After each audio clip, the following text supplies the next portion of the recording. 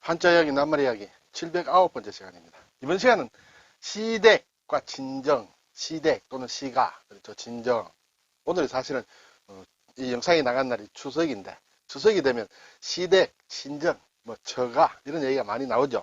한자로 어떻게 쓰는지 한번 살펴보겠습니다. 네, 시댁은 이 시집 시자예요. 이 시자는 중국이나 일본은 쓰지 않고 우리나라만 씁니다. 우리나라에서 만든 글자예요. 특별히 왜 만드는지 모르겠습니다만 어떻게 쓴다. 댁은 이제 댁이다 또는 집택이다 이렇게 합니다. 그래서 시댁은 시집이다 그런 얘기 되겠죠. 시가. 네, 이 글자를 보면 좀 그렇죠. 여자 여자다 그리고 생각할 사자다 이렇게 되면 어떤 생각이 듭니까? 아, 여자가 생각해야 되는 것이 시집이다 이런 생각이 들 수 있겠죠. 물론 지금 시점으로 보면 남녀 차별이라든지 뭔가 좀 그런 면이 있는 글자인 것은 좀 틀림이 없는 것입니다. 어쨌든 그렇게 쓰고 있다 이렇게 되겠습니다. 이것을 어떻게 받아들이느냐 하는 것은 여러분 개인들이 좀 생각을 해보시고요. 이렇게 해서 시집시를 쓴다.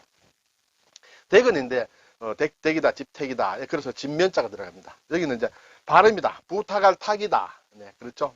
깊이 따지지 않겠습니다. 오늘은 이러한 글자를 써서 집택이라 한다. 친정은 이제 친할 친자예요. 그렇죠. 친하다. 그리고 정은 뜰정이다, 정원이다 할 때 씁니다. 그 친하다는 것은 나의 이제 어버이를 가리킬 때도 씁니다. 친척이라고도 할 때 쓰고, 예, 그래서 친할 친이다. 이것은 사실은 글자는 따지고 보면 매울 신자와 나무목과 볼견이다 이렇게 되겠습니다. 여기에 보면 설립으로 되어 있거든요. 나무목 위에 설립인데 옛 글자를 보면 이게 매울 신자다 이렇게 되어 있습니다. 왜 이렇게 글자가 되어 있느냐 하는 것은 정말 설이 좀 여러 있습니다만 제가 몇 번 설명을 드렸기 때문에 오늘은 더 이상 설명을 드리지 않겠습니다. 여기에서 매울 신이 줄어서 설립으로 됐다. 그렇게 된 글자가 사실 꽤 있습니다. 새신자도 마찬가지예요. 새신자도 이렇게 쓰죠. 여기에 이제 도끼건이 있는데 이 글자가 같습니다. 이것도 위에 설립이 아니고 매울 신이다. 이렇게 저도 몇 번 설명드린 적이 있습니다. 어쨌든 친하다 하는 것이에요. 자, 뜰이다, 뜰정이다. 발음이 맞죠? 조정정이다. 그리고 집음이다. 뜰과 집, 관련이 있겠죠. 그래서 뜰정이다. 친정, 이렇게 되겠습니다. 자, 시댁은 사전을 찾아보니 쉽죠? 시가의 높임말이다. 시가라고도 하죠. 시가에 간다. 시댁의 집을 시가라 하는데 그것의 높임말이 시댁이다. 네. 그리고 시집이라고도 한다. 시집. 네. 시가집을 얘기하는 것이 되겠죠. 이렇게 되면 이제 장가 간다, 시집 간다, 이렇게 시집 간다 할 때는 시가댁으로 살러 간다 이렇게 되나요? 장가 든다 하면 장인이라는 뜻이에요. 장인집이라는 얘기가 되겠죠. 물론 처가와 같은 말이죠. 이렇게 이 집 글자 자체로는 처가와 같은 글자예요. 장인의 집이다. 그렇죠? 장가 든다는 것은 장인집에 간다. 근데 옛날에는 여자 쪽에 먼저 가서 좀 살다가 그렇게 온 경우들도 있었죠. 어쨌든 처가, 장가, 시댁, 시가 이런 글자를 한자를 이렇게 쓴다. 자, 이 가자를 보면 시집갈 가다. 여기 집가자죠. 그렇죠. 집인데 여자다. 여자가 붙어서 집가 하면 시집을 간다. 이렇게 되겠습니다. 근데 이 가자를 써서 우리가 만드는 낱말이 몇 개 있는데 예를 들어서 출가를 한다. 그렇죠. 출가를 한다. 네, 이것은 시집을 간다는 그런 뜻이 되겠죠. 네, 이 시집갈 가. 나가서 집을 간다. 그래서 출가 외인이라는 말이 옛날에 있었습니다. 지금 쓰는 사람 별로 없겠죠. 전가한다. 굴러간다는 것이요. 저는 구른다. 그래서 책임을 전가한다 할 때도 이 가짜를 쓴다. 이렇게 되겠습니다. 근데 출가는 보면 우리가 예를 들어서 집을 떠나서 절에 들어가서 스님이 된다 할 때도 출가라고 합니다. 그때는 이 가짜를 집가짜만 씁니다. 네. 시집갈 가짜를 쓰지 않고 집가짜를 써서 출가 이렇게 되겠죠. 제가 그리고 개가 한다 이런 말들도 가짜를 쓸 때는 시집갈 가를 쓴다. 여변이다 이렇게 되겠습니다.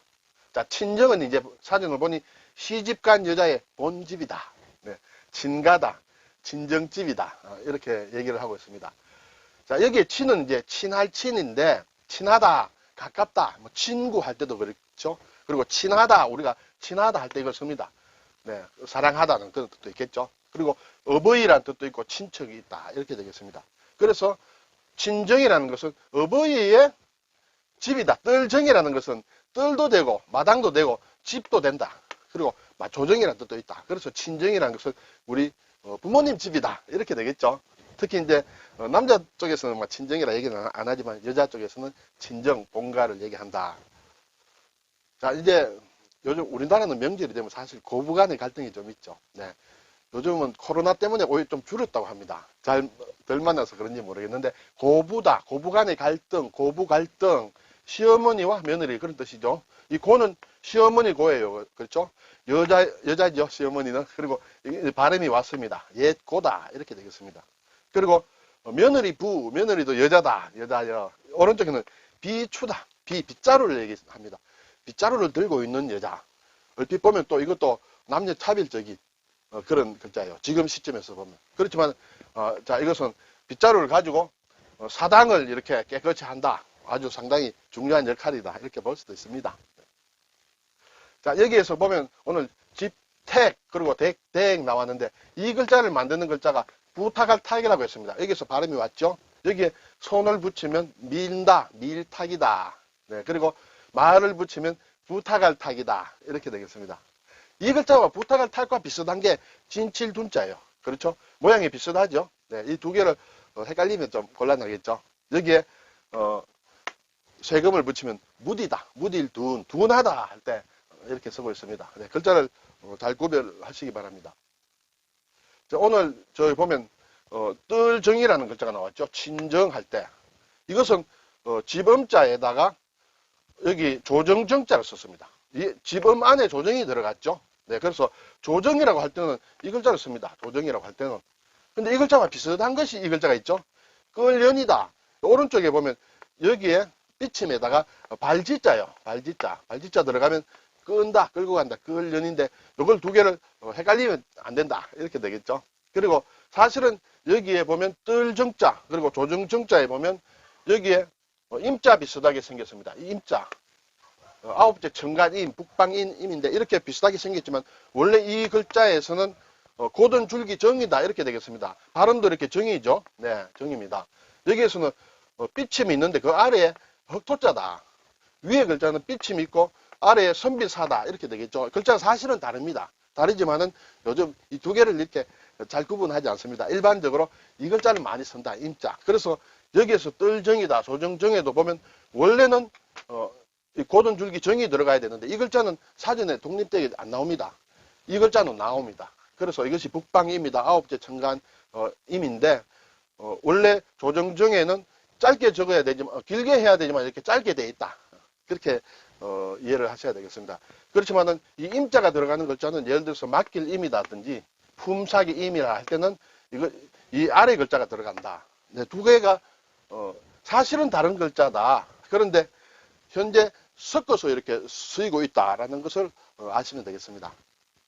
네, 오늘 시댁, 네, 시자는 우리나라에서 만든 우리 할아버지들이 만든 글자다 이렇게 되겠습니다. 시댁, 시가 그렇죠. 그리고 친정, 장가, 장자가 틀렸습니다. 이것은 매를 뜻하는 장입니다.